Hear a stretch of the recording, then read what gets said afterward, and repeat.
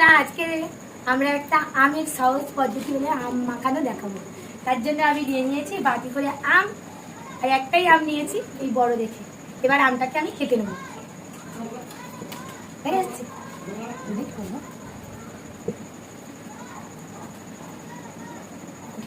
বটিটা অনেক বড় তো। এবার আমটাকে আমি ছাড়িয়ে নেবো।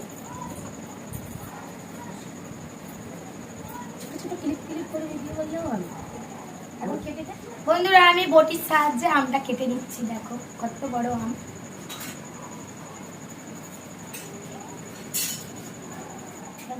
দেখো বন্ধুরা, আমটা আমার ছাড়ানো হয়ে গেছে। এবার আমি এটাকে ছোট ছোট পিস করে কেটে নেব। আমটা এখন দেখতে হবে যে আঁটি হয়েছে কিনা। কুস্তি করতে হচ্ছে আমটার কোনো আটিই হয়নি, পুরো পুষ্ট আম। এইটুকুনি বীজ বেরিয়েছে। দেখো বন্ধুরা, এইটুকুনি আবার চাই দিয়েছে। বন্ধ কেন? দেখো বন্ধুরা, সব আমগুলোকে এইভাবে আদা থেকে করে নিতে হবে। ভালো করে সিলে আদা থেকে করে নিলাম। এরপর এটাকে একটা পাত্রে রেখে মাখা করবো। আম থেকে খাওয়াটা মজাটাই আলাদা।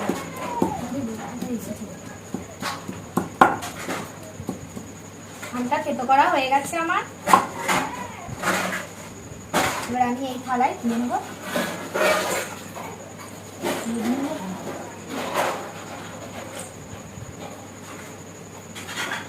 দেখো আম ছাড়ার পর কিরকম দেখতে লাগবে। এমন লোভনীয় জিনিস, একদম ভিত থেকে জল চলে আসছে।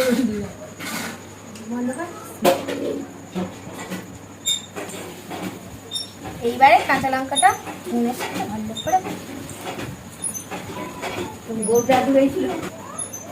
এবার নুনের সাথে কাঁচা লঙ্কাগুলো ভালো করে মেখে নেবো।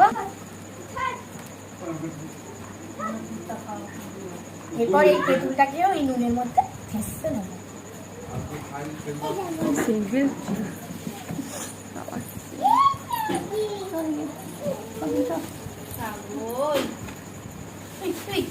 তেল দেবো।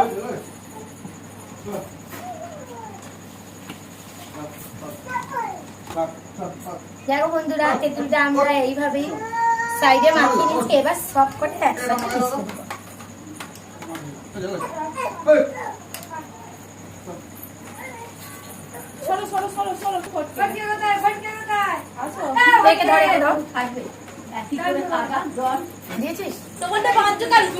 দেখো বন্ধুরা, আমার আম মাখা রেডি।